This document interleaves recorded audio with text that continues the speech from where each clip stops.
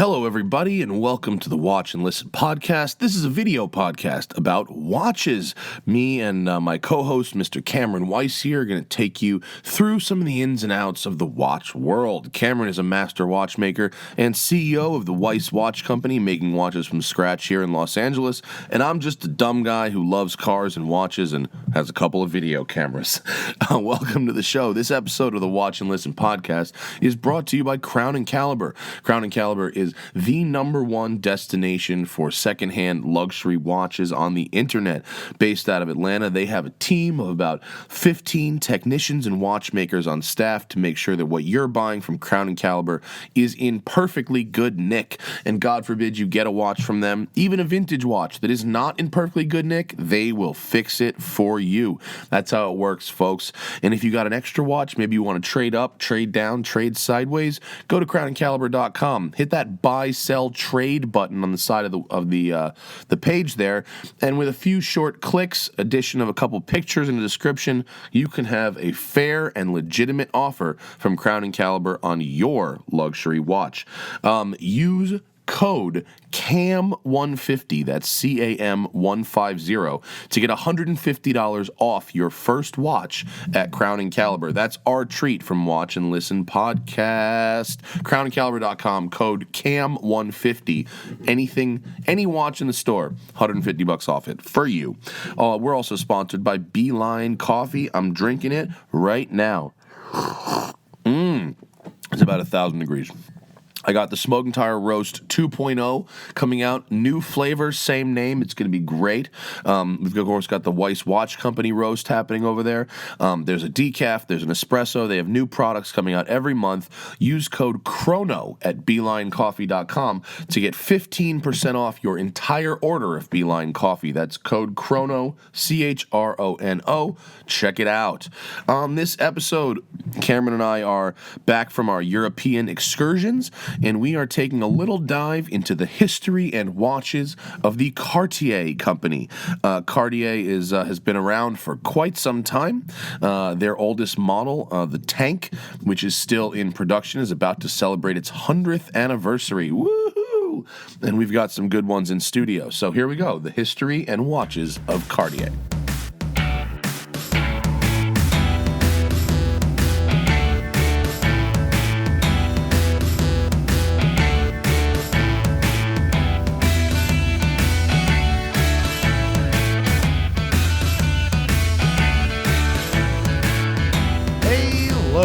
What's happening, kids? For those of you who try and catch the latest episode as soon as it comes out, I apologize that this show is a day late.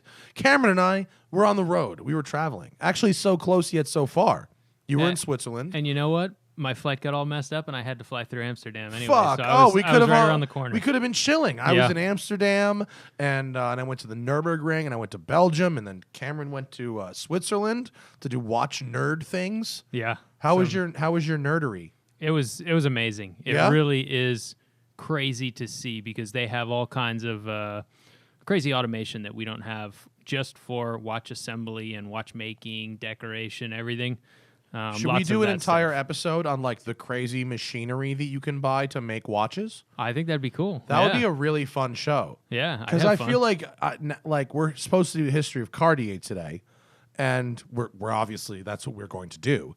But you just sent me a little nugget of I want to see the crazy machines that they use to make watches. Yeah, I'd love to do an episode on that. Give us a nugget. Like, what is the one? Give me one like mind-blowing piece of watchmaking technology that you saw in Switzerland. There is. If you can break it down into just one. I mean, one of the quickest things. Yeah. Automatic oiling of an entire movement in under a second. So you assemble this movement and then you put it in a thing that just goes and it oils it like how they reanimated Sylvester Stallone in Demolition Man, basically. Yeah, and just shooting the oil at the pivots, not touching or anything, just shooting the proper oils.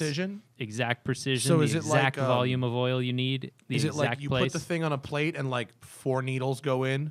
And is that how it works? Yeah, there's some where all the needles come in at once, and then there's other ones where there's a needle that jumps around and is shooting. Rather than touching and dispensing, it's shooting. Dude, without that any sounds contact. Awesome. Yeah. We definitely need to do an entire show on that. Yeah, it's pretty unbelievable to see the the tiny scale on which they are creating these automated systems. The coolest thing I've ever seen in a watch factory, I'm sure for you, it wouldn't even crack your fucking top 20 of interesting things. To me, so I went to the Ulysse Nardin factory, which I've talked about, and they had this cool little plate, and it was like a Cold Stone, like actually like the ice cream place, and you took this little part. I think it was, I forget if it was a bridge or if it was either a bridge or an automatic winding rotor or something like that, and you just put it on the plate, and it froze it to the plate, so you could work around all the edges of it without having to touch it with your fingers, and then you'd press a button and it would just thaw it and release. Yeah. That was so cool. And that's like probably not even anything. No, that's pretty amazing. Is that stuff. a pretty cool? That's a pretty cool one. It's very cool. Okay, we should do a whole show on that. Yeah. Definitely. Okay, and I have some stuff for the end of the show. I tried to watch shop in Belgium and in Amsterdam and in Germany. It was tough. I didn't find a whole lot that was special. In Germany, you find some of the German brands like Junghans, Junkers, and Meistersinger. Yeah. And some of those kind of stuff, but nothing I wanted to buy. But while I was on vacation, I read this book, The Radium Girls. Yeah. By Kate Moore. We've brought up Radium We Dials. were talking about that last week, right? Dude, this book is brutal. Yeah. Is brutal. I'm highly unsure. I've always been interested in Radium Dials as a vintage piece. Like I kind of wanted one. After reading this book, is literally scary, like right? crimes against humanity, dude. Yeah. Like the way that these people treated these girls with such disdain. They had total knowledge that radium was making these girls sick, and like not just sick, like fucking bone cancer. Yeah. Your skeletons are just falling apart. It continued for 30 years after they had knowledge. They were still letting girls put radium in their mouths. Yeah. And even after like I don't want to like give away the end of the book, although it's a historical factual account. Even after they have their like victory moment where like the 5 girls left that aren't dead, you know, get something, and by then it's like very, very little money. They get almost nothing but the air of justice. The fucking PS in the book is that another company that had some executives from the bad company continued to paint radium for like 25 more years. It's and history's repeating itself with cell phones now, with the chip makers and hexane.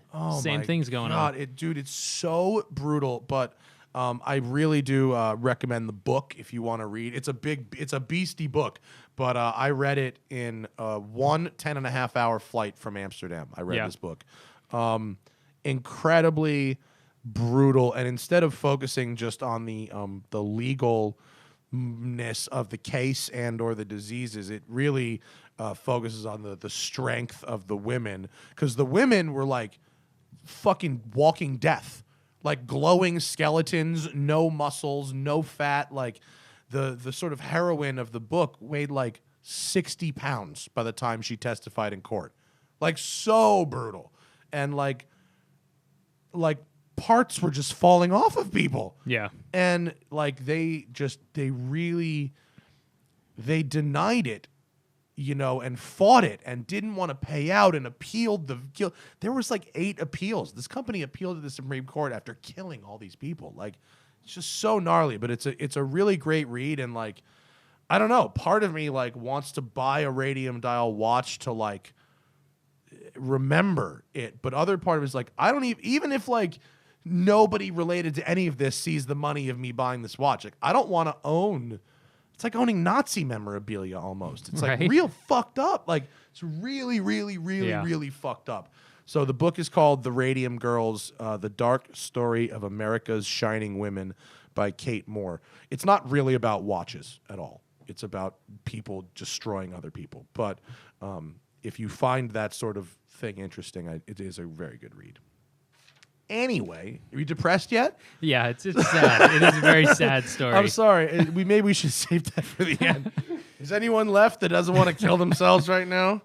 Want to talk about Cartier, French watches, French Swiss Cartier. watches. They are Swiss. They're They're Swiss, also because French. they're made in Switzerland, French company. Like Bugatti, right? Yeah. It's French company, but that's Volkswagen under there, folks. Yeah. So we start with the history. First off, of course, you follow me on the Smoking Tar Instagrams. You follow Oh, I forgot to pull up Cameron. Oh my God. Cameron M. Weiss. Cameron M. Weiss Watch Company, of course, and put the code watch and listen in the comments box of anything you buy from Weiss Watch Company, and Whitney will send you something nice. Yes. Someone sent me a couple of pictures of their birdie watch. Oh, nice. It looks dope. Right. It's a very cool looking watch. So let's talk about Cartier. Yeah, it's only 8 minutes into the show. We haven't burned the entire show yet.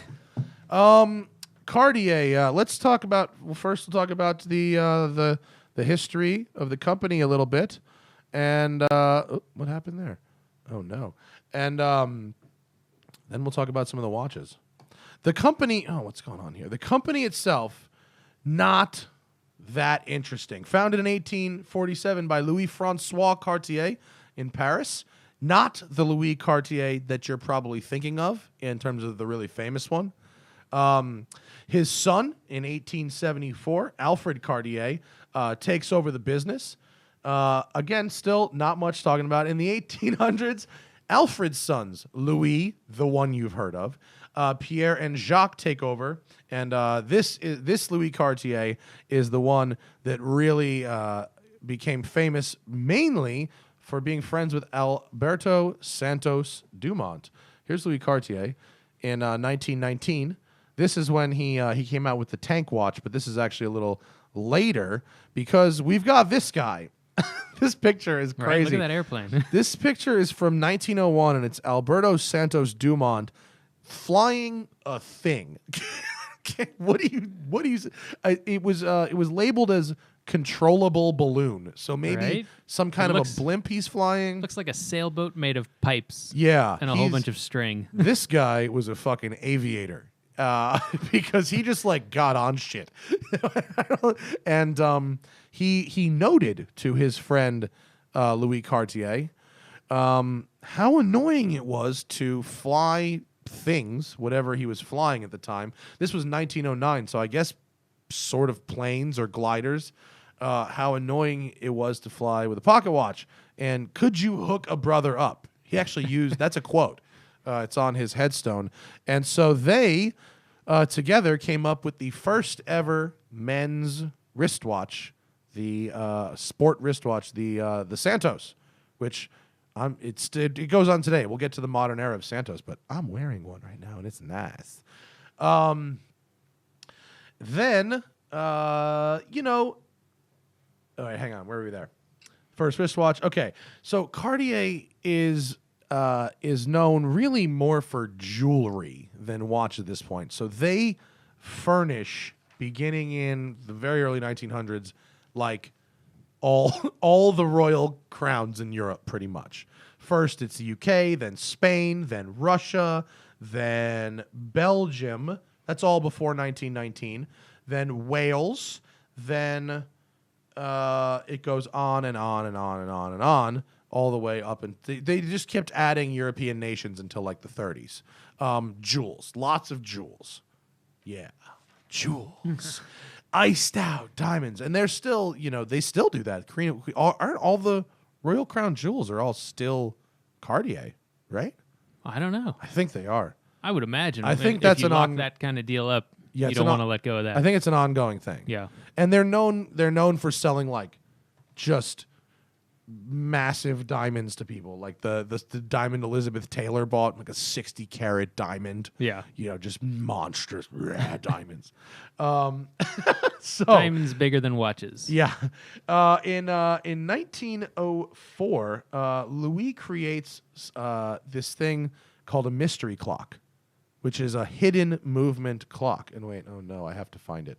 I pulled it up for later for the 30s because there's a mystery pocket watch. Hang on. There it is. So this is the This is a mystery pocket watch, and it's from, we're jumping forward in time, but it's basically a hidden movement. It spins like 2 glass discs, so it looks like it has no movement. Yeah. This one's a pocket watch, and it's awesome, actually. I think this is super pimp. But they came out with the clock first. And then, pivotal moment, he met a guy. Where am I? Where am I in my? Here we go. He met. He started working with Edmond Jaeger of Jaeger Lecoultre. There you go. I think that sounded right. I'll say Jaeger. This guy, Edmond Jaeger, looks like a pretty chill guy. Yeah, he looks very relaxed. He's very content. Very confident. And Edmond Jaeger agreed to supply movements exclusively to Cartier, which I think was like a little bit. He got a little screwed in this deal, actually, because he had to exclusively sell to Cartier. Meanwhile, Cartier could buy movements from Vacheron, AP, Movado, and Lecoultre. This was before it was J.J. Lecoultre. Lecoultre was a different guy. In fact, wait, where's he? He is here. That's Jacques-Dave Lecoultre. And this is a little picture. Sorry, Hodinky. I have to steal it here. He looks like less chill. A little more rough. Yeah, although he does have that droopy, kind of Snoopy chill going on. He has a face that looks like he's seen it all. Yeah, there's nothing's going to blow his mind. Nothing will faze him, but also you can't teach him anything, and he probably has 6 scotches a day at work. Yeah. He could but to go back to Mr. Edmond, he had been making movements since 1880, and by 1890, only 10 years later, was supplying chronometers to the French Navy. So he had like gotten somewhere. That seems like an accomplishment in that short period of time. So he was somebody, and Cartier was buying movements from him, which is pretty pimp. But he then began collaborating with Mr. Lecoultre to make very thin movements that were designed for wristwatches. Yeah. Should we go? Yeah. Okay. Cartier corporate culture. Okay, so then what's interesting about Cartier is the sons, right? All the kids, right? Pierre. Yeah, the 3 kids that took over. The 3 kids that took over, Pierre, Jacques, and Louis, right? Each go throughout the globe. They open New York, Paris, and London, like Cartier boutiques, but each of them are different companies. They're run as different companies. They're not even run as like 3 global stores of one company. They're like fully different companies. And they weren't actually integrated back together. Excuse me. They weren't actually integrated back together until 1976, long after the last sibling, Pierre Cartier, died. And so they bought their New York City store, which was a giant Fifth Avenue mansion, like a 4-story mansion. It's probably like, I don't know, $50 million today.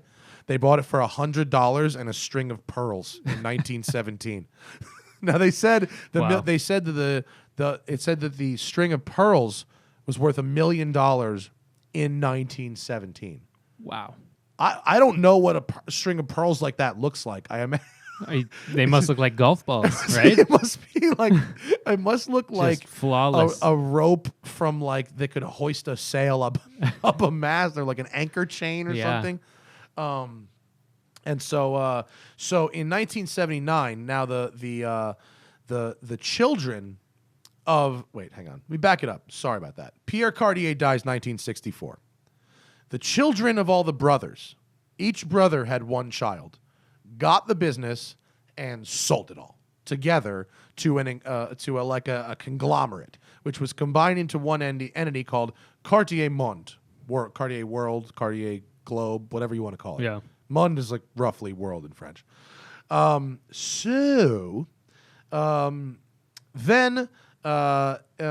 corporate-wise, not a whole lot happens. The wife of the CEO becomes the lead jewelry designer, Micheline Canouille, and she's actually quite a famous jewelry designer who's sort of like has helped modernize that.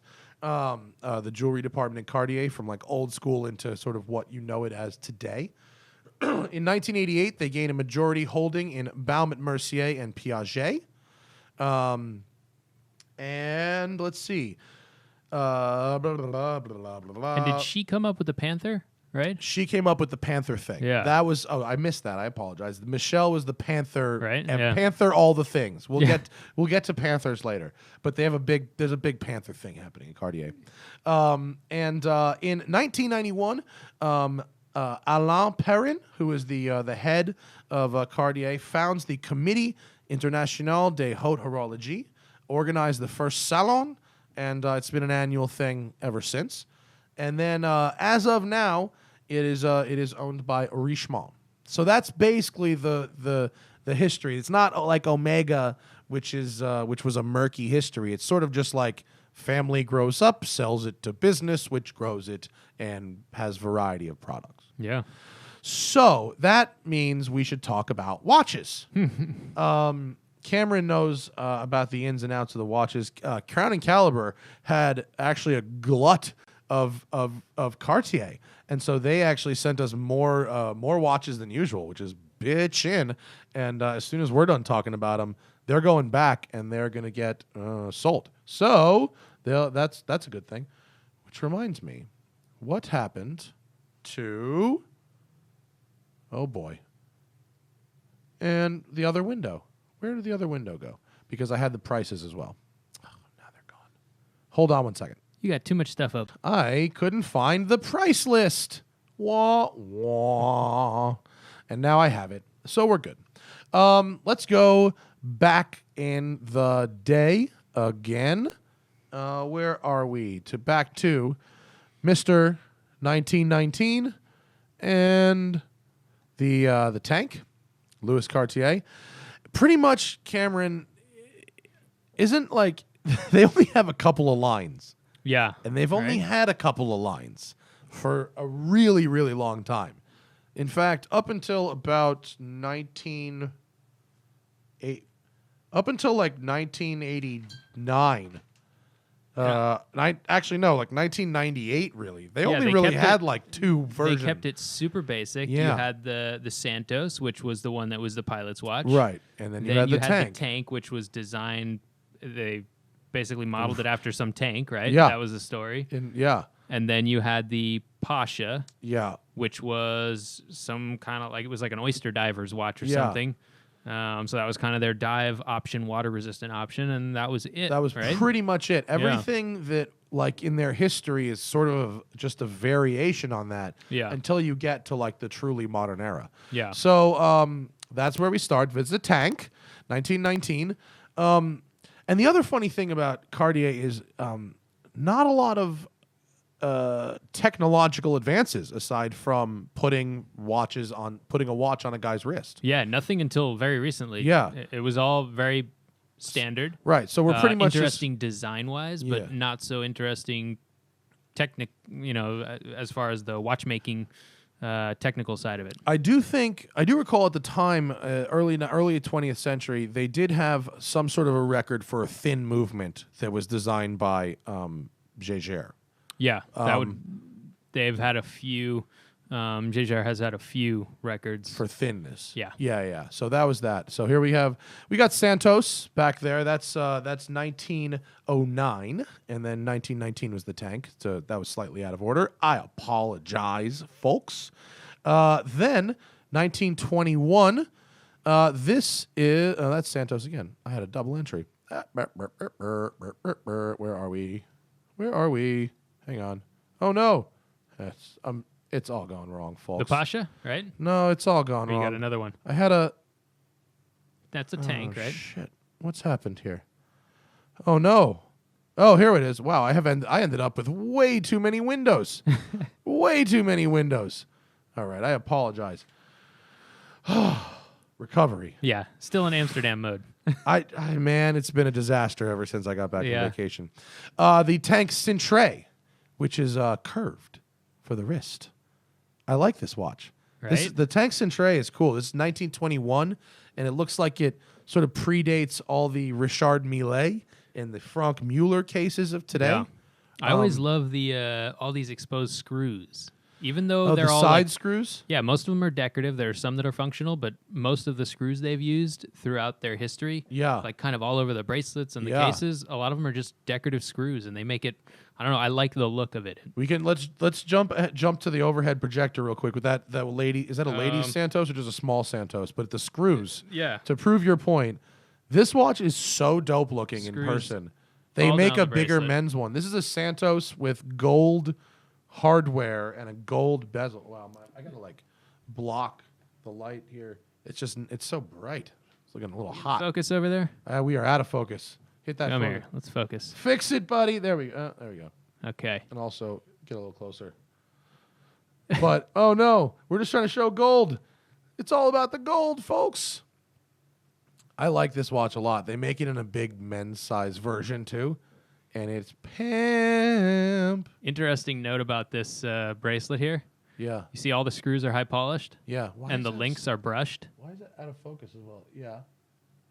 So- Polished gold screws, brush links. Yeah. Yeah. So when this gets repolished, You have to take the whole thing apart. there's two ways to do it. If you're Cartier, you could take the whole thing apart and use special fixtures to hold everything. But imagine trying to hold that screw and polish the head. So the way a lot of people will do it is actually polish the screws individually while they're still in the bracelet. Okay. And then you mask off the circular Oh my heads God, with a really? masking tape. And then you brush the straight grain finish all on those the little bracelets. tiny heads, they Yeah. mask them off. Yeah, so when your jeweler gets one of these to polish, he's very upset. And it's is a lot that- of work. Very tedious work. What takes less time, masking it or taking all that off, talking all it out? Masking it's going to be the most efficient way to do it unless you are Cartier. Wow, a service has got to be a huge pain in the ass. For Yeah. that. It looks so dope though. Yeah, exactly. It's worth look- it. It looks so awesome, Right? like, But they do especially all in the kinds of little the men's details one, like it looks that. big Yeah. too. That's great. So where were we? 19. Where was Tank Cintre? 1921 Tank Cintre, curved one. 1922. We have the Tank Louis Cartier, which I don't really know what is the difference between a regular tank and a Louis Cartier tank. Do you? I don't know the exact differences. No, it's different. You have different sizes, different dials. It might have something to do with this guilloche on the internal part of that dial inside the chapter ring. I feel like it's got to be that because the case. Wait, no, now I gotta find it again. The case looks almost the same. Where were we? Yeah, the Right? outline. So the regular However- tank is just a straight up like white, white dial black print, and then this one has. Oh my god! But has- like if you I have if you way pull too up the many camera, windows to deal with. Yes. take Yes, a look sir. at these two tanks Oh, next here to we each go. other. So you've got different sizes and slightly different dials here. Do you I don't know which- what the names are of these guys. Dude, so we have they sent us, let's see, a tank solo, a tank français, a tank anglaise. Those are the three tanks we have. So the solo is like the cheapest one. Right, and here's another. No, tank. sorry, the français is the cheapest one. It's 1900. The solo is 2700, and the anglaise is 3600. You want to guess which is which? I would have.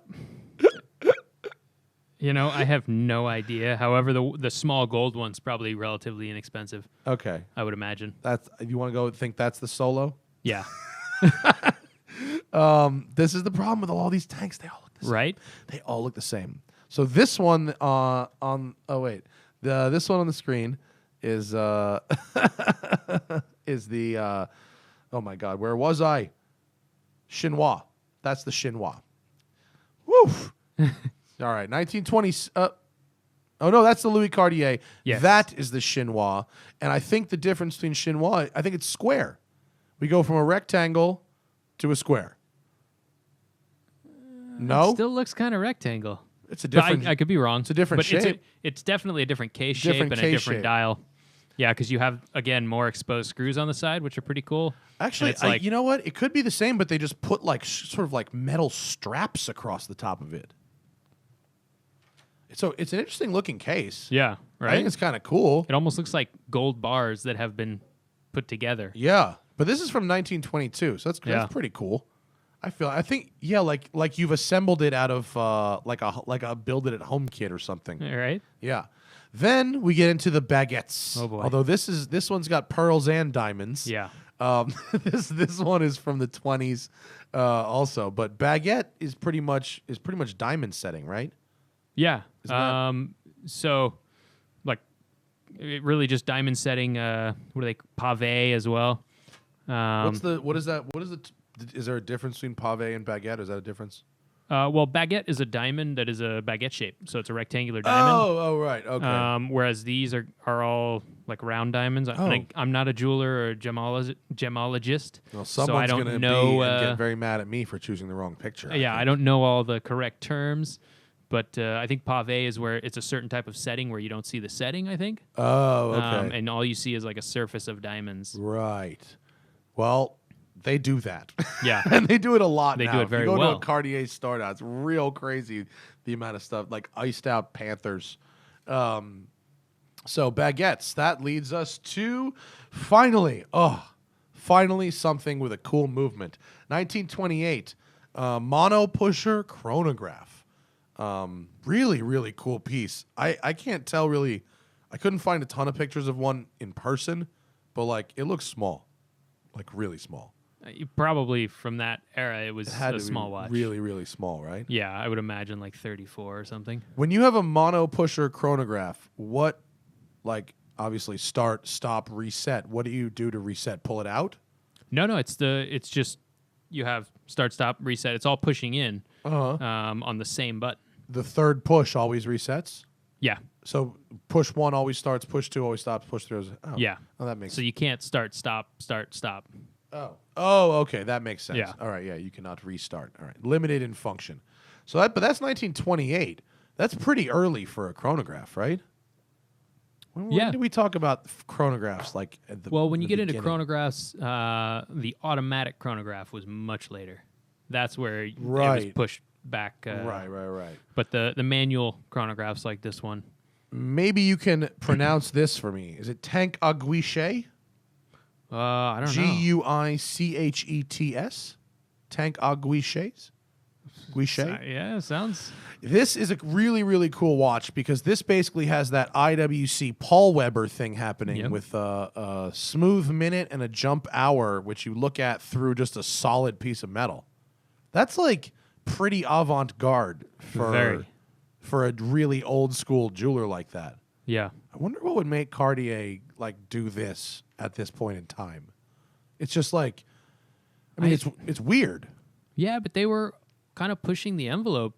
Looking back at it, it doesn't seem like they were pushing the envelope because it's so ingrained in us Yeah. that like the Cartier tank, the Santos, these are Yeah, like traditional watches now. But back then, to even just have these square watches and rectangular watches was wild. I guess that's Everything true. was round. And also, yeah. 1929, like John Ward said, this is when Duesenbergs would be around. Yeah. So this is when they would be using this style gauge in a car. Right? Yeah. It wouldn't. Did Jaeger supply the gauges for Duesenbergs? Like there could be a link there Maybe. that they would have the technology to make something like this. Yeah. I'd have to look further than that. I'm sure an angry commenter will scream at us over YouTube over something like that. But this is the first one where I looked at it and went, oh, that's pretty cool. Right? Yeah, I'm definitely a fan of this one. That's sweet. Then, where are we? Oh, yes, the mystery pocket watch. The mystery pocket watch used that cool mystery clock movement, put it in a pocket watch, and they eventually got to a mystery watch as well. Well, that wasn't until a little bit later. Yeah. They still make versions of mystery watches. Yeah, they're weird to look at because you see straight through the watch and Yeah. where the movement should be. There's just sapphire discs that rotate so Yeah. that the hands move around and everything, the whole mechanical movement is around the periphery of those sapphire discs. So you Let don't me see tell anything. you who can't wear those. Somebody with Hairy hairy wrist. ass Arab hands. Yeah. You cannot wear All you these see at is just wet hair Bro. stuck to the back of the Bro. sapphire. So Sweaty gross. hair. Yeah, no, they should do that. Like, they should make one, but you should be able to get like A a design little on the back. sticker that goes Yeah. on the back of it. There Yeah. should be like a hand enameled dial that's hidden in Yeah. the back that blocks the hairiness. Yeah. Or like, just like, can I get a screenshot of like the back of Brad Pitt's wrist? Some like beautiful boyish wrist or something. But I think these must have been really, really cool for the time anyway. Yeah. I think this must have been a pretty advanced thing. They don't do like complications, but they figure out ways to take, a simple two-handed watch and make that a little different. Yeah. I mean, this would definitely, I would put that under the category of complication. It's even though it's still just two hands. But I guess because still, you have to build this exterior movement, right? Yeah. Yeah. It's like the inverse movement, right? Like instead of like, okay, you have to fit a movement on the round thing, it's like, oh, now it's like you can't touch it. Yeah, you can't touch it. You have a negative space there. Yeah. It's really cool. And now one of my favorite Cartier watches, the Crash. Very Salvador Dali. Very cool. There was a bunch of different versions of the Crash. I just picked what I think is a good representative picture. I like it because like to me is perfect. It's like, take this thing that's supposed to be so symmetrical and even, and you know what I mean? Yeah. And just go, that's right? awesome. And it looks like it shouldn't work, but they figured out exactly to make the hands so that they do align. Yeah, it's like you took a square watch and mashed it into like a lima bean shape or something. And the numbers are all melty. They wrap around the bent case, and it looks like the minute hand is going to touch, right? It's got to get really close. Yeah, I bet it's really close.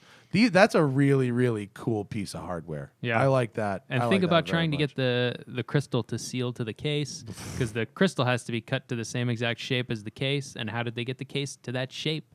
All these little this one is from details. This is from we were already up in 1967, so we're not in like ancient times here, but you're still not cutting these with like lasers or CNC. Yeah, or this is like a anything. handmade case, right? Yeah, that probably would have been made by a jeweler. Yeah, actually cast out of gold. And like if you look at it, it's got like little pinch marks. Like it's not exactly perfect. Yeah, that's and cool. That to me is such a cool piece of hardware. This one I don't understand. This one is called what is it called? Tank. Is it Tank Basculat?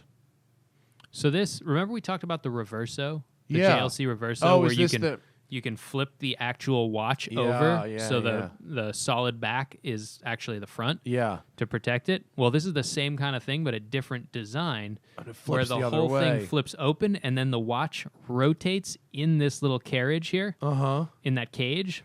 So it has like a actually middle. flips. It has like a middle housing. Yeah. Yeah, unlike the JLC watch where it has like no real housing. Yeah. This has an additional housing. Yeah. So it pops up, and then that flips. And then it's just solid on the back. And then That's so is you that could spelled actually close it back up. Basculata. And then this one. So they at a certain time, Cartier. This was in the 70s. When did I write this down? Le Must Du Cartier. The Must Do Cartier. I think it was in the 70s. Oh man, I can't find the note. I believe it was in the 70s. They started sort of a entry level brand. Some of them must do Cartier. It means like, I must have Cartier, but I can't afford Cartier. So a bunch of them use that Beta 21 quartz movement. And in fact, you can still get like tanks and shit with quartz movements in them, right? Like a bunch of them. Oh yeah. We may even have one of these. May be quartz. Yes, there is a. We have quartz a one quartz here. one. This is a quartz one. That may be the Solo, by the way. No, this is a Santos. Oh, it is. Oh, yeah, sure you it can is. tell by Yeah. the bezel. Frame. So Les Must Do Cartier was the cheaper, the lower end. You can still find them actually. There's some really fun. When I was looking for images, like there's actually some very fun designs. It's like, And they're super cheap. it's like Really it's inexpensive. almost like swatchy.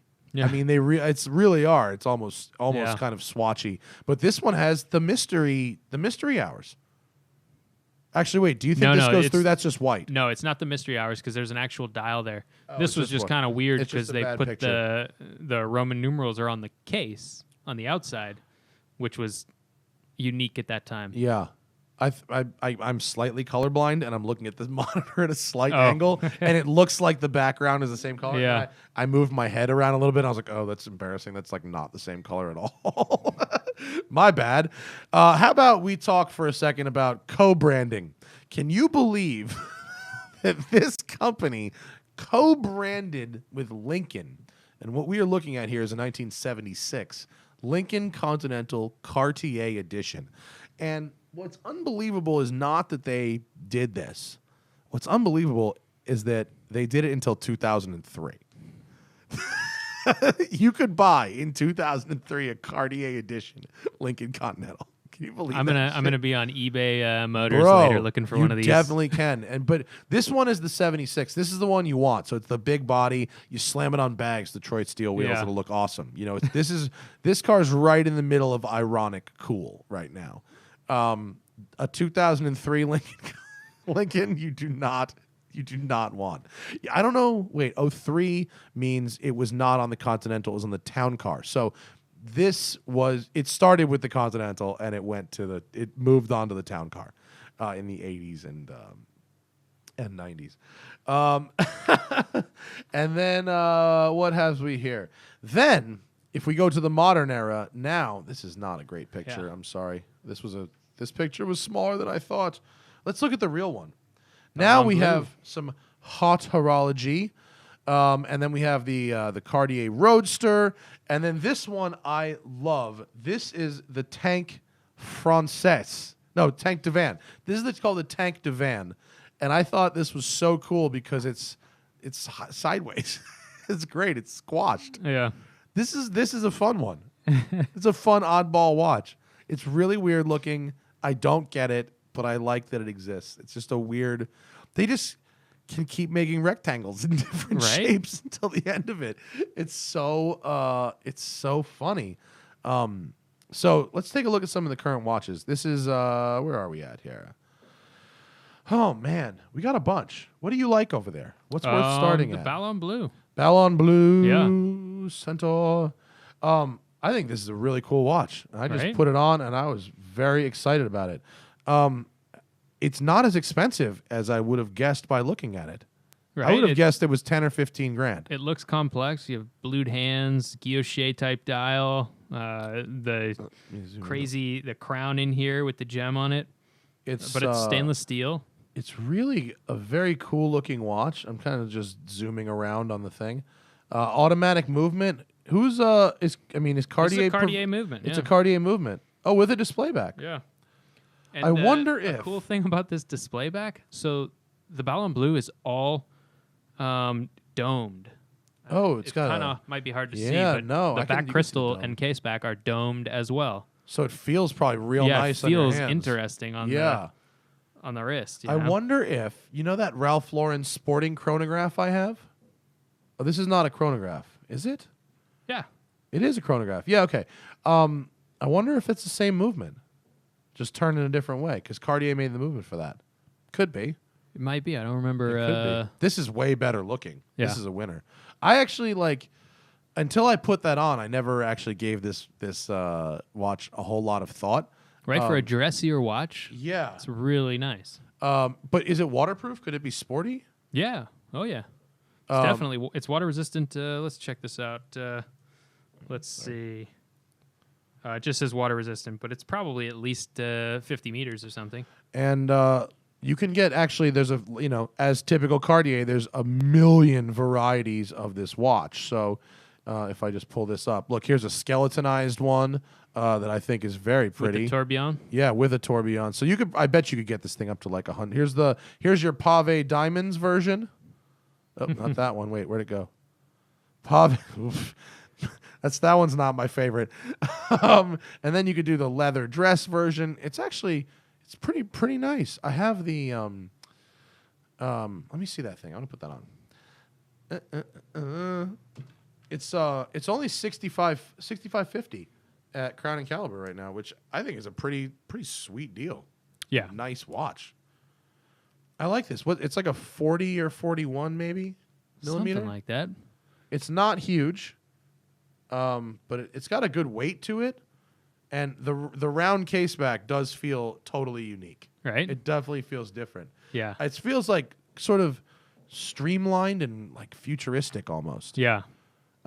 Wait, if you go to Balloon Blu de Cartier, I have their actual website open. Here's all the options for this one watch, and there are many.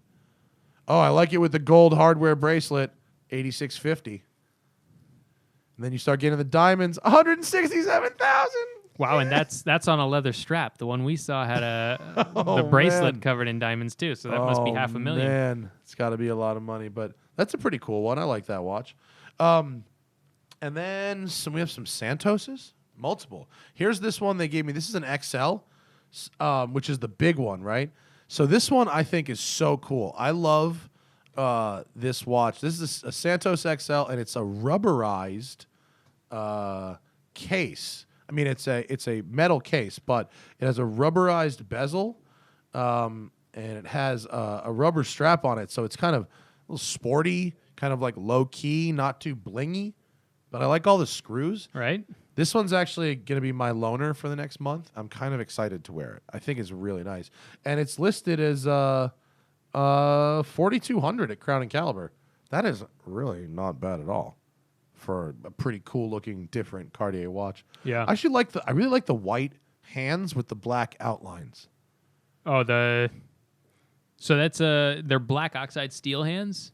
Oh, with a white loom painting on with them? white loom in the center. Oh, that's very cool. Yeah. That's a really neat watch. And so that's we have multiple Santos. Wait, where's Girls Santos? Where'd it go?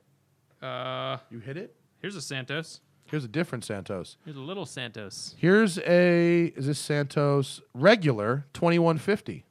This one's definitely, is that a men's watch or a women's watch? It's a women's watch, right? It's hard to tell. Could it's hard go to either tell way. with because recently they've done better with the bigger sizes. Uh-huh. There's a lot more options for the bigger sizes now, but in the past it was like the women's watches were really tiny and the men's watches were just small. Just small-ish. Yeah. I mean, this XL 100 is for quote being like their biggest big, watch. beefy watch is it's still not just actually average, that big, yeah. right? It's not particularly huge, but I like the little one on women. That one, the gold hardware one, looks awesome on a chick. The one we put in before, like I met a girl who was working on a movie set. And why does that look so terrible? Because one sits higher because of so the it's bracelet. slightly out of focus. Yeah. So showed Santos XL, but why isn't that one? Our thing doesn't call this a Santos. What does it call it? They call it a tank. It's a different tank. No I'm telling way. you, yeah. These are This tanks. says we have two. This says we have two Santoses. We have the one I'm wearing, and then the regular. And the regular is this one with the stainless steel, with the steel and gold hardware.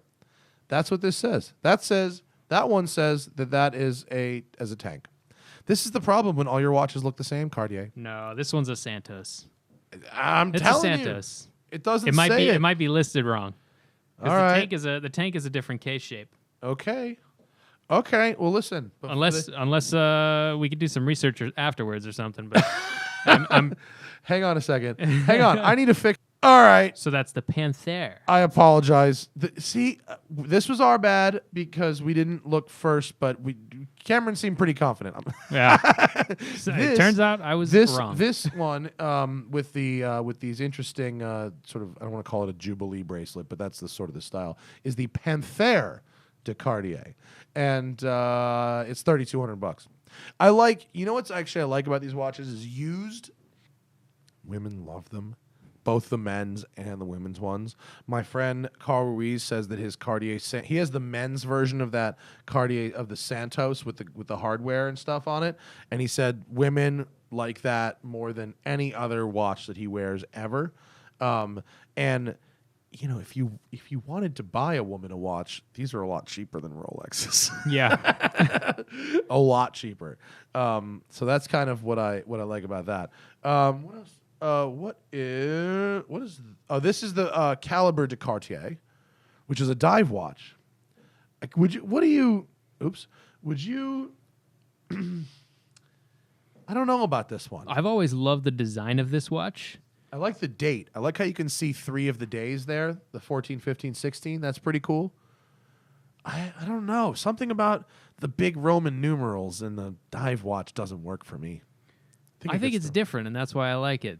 The Roman numerals are kind of weird for a dive watch. But I also, on this, the seconds subdial, that white ring glows.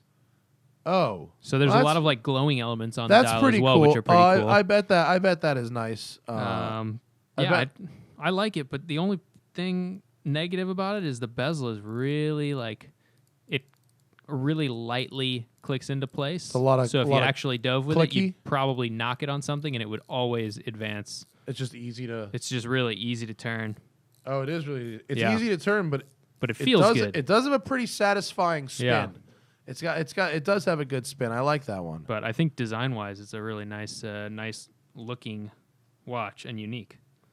And that's an actual legit dive watch. Yeah, ISO certified. That's cool. And then this is a Roadster we have, which is $4,900 bucks. Not. It's this not? one's the Roadster. Oh, right? that's Roadster. I'm sorry. This one's the Roadster. Yeah. I'm just, I don't know if it's just like being out of practice or if I'm just not. I did study, but I wasn't previously. Cartier is a tough one because a lot of their they have some watches that look like other watches, like we discovered with the Panther and the if you Santos. put that Roadster away for a second, if you put this Anglaise, Française, Anglaise, and Panther, I mean, yes, they are different, but but they're all kind of not. Wait, my camera shot's a little messed up. They're different, but that's super not similar. Hugely different. Yeah. Which is which? Yeah. I don't know. It's not as easy as Omega or IWC, where it's a little more clear. Yeah. It's like this one is the dressy one. This one is the It's like most of these are the dressy ones. That one's actually quite lovely. The guilloche I like the on way that, the on crown that dial. sets into the case like that. It's sort of recessed. Yeah, like from the side you see it, but from the front, it's protected and kind of hidden, so it won't snag on things, I guess. It's nice. It's a very pretty. It's a very pretty watch. Yeah. And then, wait, if that's not, what is that one then? I have no idea what this one is. It's a nice that blue dial, very easy to read. It appears to not be in our thing. So this one's a gift to me, right? This one's a free one. This one's just sort of a everyday watch. I mean, it looks nice. I like I like how the seconds ring sits, against the up against the insides of the hours. That's cool. What is it called? Oh, the Ronde. That's the Ronde. Right? Yep. Ronde Solo. Ronde Solo. It's a nice watch. It doesn't jump out at me as oh, that's amazing. But yeah, it's very just simple. Simple, good design. So this one I don't have a price on. For some reason, I had to pull it off of their website. I think they may have put this one in by accident. This one isn't listed on our prices, but that is the Ronde.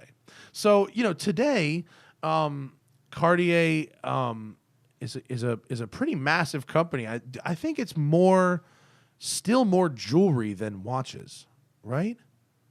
I think so. I don't know for sure. I don't know about the. They sure spend a lot of money on R&D in the watch department though, because they are developing their own movements. Did you see them at the technology thing? No, because it's not so much brands like you'd see at Baselworld. It's behind the scenes. So if Cartier needs, I don't know what parts they purchase from companies, but maybe in the creation of their watch, they need machines that can make the cases, or machines that can make the wheels, or decorate do the Geneva striping, things like that. So the vendors that Cartier would buy things from were there. So with spending all this money on R&D, I don't really see. I mean, okay, we found a tourbillon. They have a dive watch, but what is the technology that they're bringing? Right, it doesn't pass through to their whole line, at least not yet. Hopefully, it will someday. But the ID2 watch was insane. It was just absolutely groundbreaking. Wait, what is the Cartier ID2? Hang on, I want to see what this is. Let's take a look. Oh, is this it here? Yeah. Ooh, well, that looks dope. Right? Tell me what this is about. So I don't remember all the details because this was many years ago and it has not transparent found in anything. monoblock ceramic case and a 32-day power reserve. Yeah. Hang on a minute. What is up with the power reserve 32 days, brother? So everything in this watch was designed to be super low friction and requires no lubrication.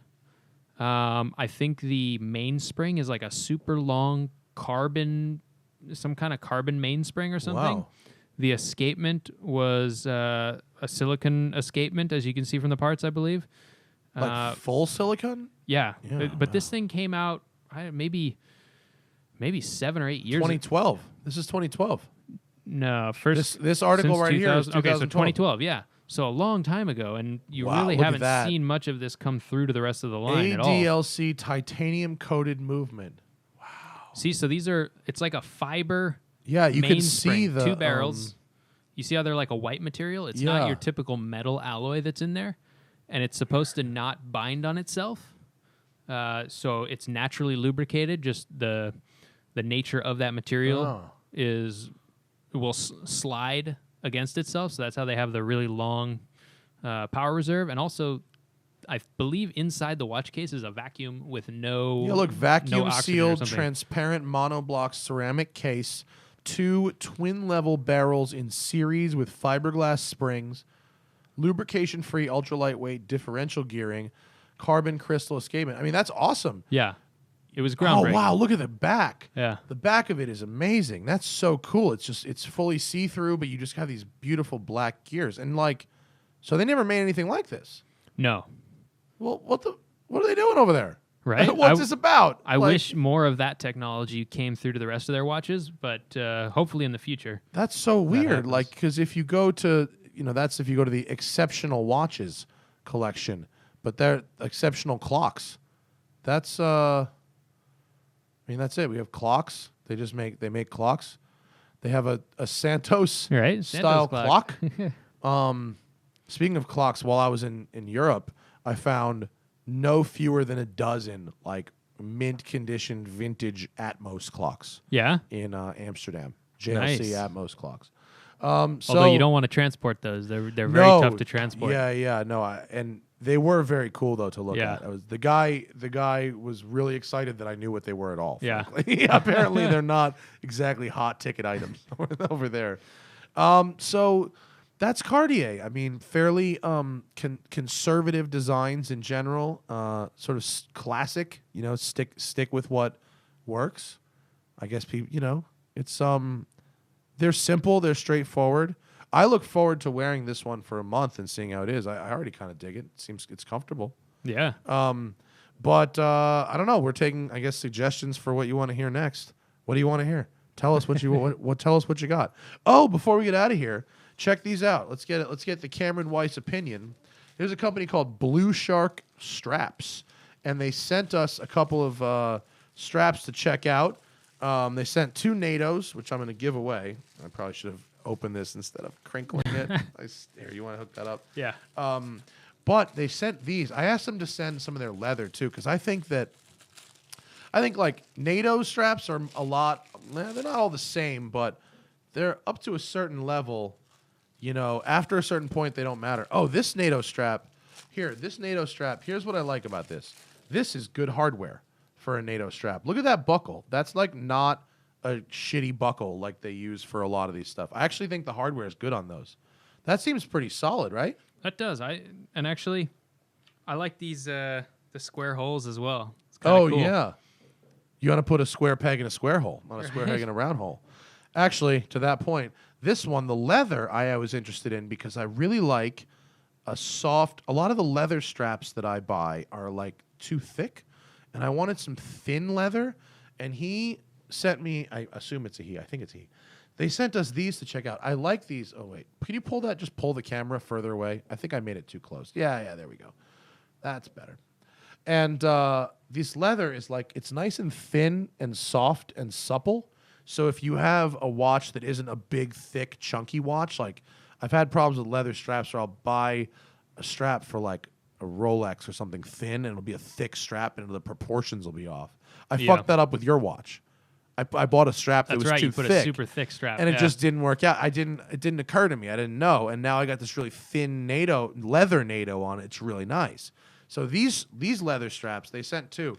I'm pretty stoked on these because these have, I can tell that I'm gonna be able to like beat them up a little bit, and they're gonna like look good when they're kind of scratched up, and they're not too thick. So you can throw them on like this would be good for a Speedmaster or like that type of watch. They definitely have that like hand cut, hand stitched look going For on. sure, yeah. And I think they're pretty reasonably priced. I didn't look at the pricing yet, but it's Blu Shark, BLUSHARK, and I'm gonna give a couple of these away, so look out for that. But I was impressed. I think the buckle quality is good. It's like not one of the cheaper buckles. It's like the medium price buckle. And the stitching is looks pretty good, and it's got a good handmade look to it. It looks like your best friend is a leather worker and threw that together for you. But it's nice. So thank you for sending those over. The nylon on these is actually pretty smooth. It's like a tighter weave. Oh, Feels it's like kind of silky. like a seatbelt. Yeah, it's like a seatbelt. Yeah, that's weave. That's right? actually nice. Yeah, yeah. Might be a little less itchy than The cheap, the really cheap NATOs, I'm not about. They're not good. But these are fun. This is a good summer strap for somebody. So shout out to Blu Shark for sending those down. They're nice. All the Cartier watches featured on today's show will be for sale. I don't want to say by the time this goes up because the show goes up tomorrow and they won't be back then. But look for them next week if you saw something on the show that you like. If you saw the one I'm wearing, you got to wait till next month. So I'm done with it. Cameron, anything to plug today? No, I mean, your wife said you're going to have an announcement next week. Oh yeah, that's right. We That's do for have next week. we have a big announcement next week. Sweet. That'll Big be good. announcement. So tune in immediately so you can get the news first. Yeah, because whatever you do, there's going to be a waiting list for it. Yeah. That's awesome. Big announcement next week from Weiss. Follow us on Instagram. You know the deal. The Smoking Tire, Cameron M. Weiss, Weiss Watch Company. We will do a whole show on weird machines to make watches. That sounds like a good one. Sounds good. I Maybe have for tons next of week. little like videos that I took Really? while I was over there of different machines operating and just all kinds of weird tools that wouldn't make any sense without a video to go with it. Perfect. Let's do that next week. That'll be fun. All right. Sorry, some of our expertise fell into the gutter this week. I never had any expertise to begin with. His is a little off from vacation, but also a lot of Cartiers look the same. we can't be fully responsible for that. It's a good design, so you can't blame them for keeping everything kind of within that square and. Truly the Porsche 911 of watch designs. Yeah, that's right. Yep. Right? Don't change it. Yeah. 1919. It's about to be the 100th anniversary of the tank. Wow. Isn't that cool? Maybe we should have waited to do this one. So we could have been like, yeah, it's the 100th anniversary. Thanks for watching, guys. Appreciate it. You know the drill. We'll see you next week. Good day.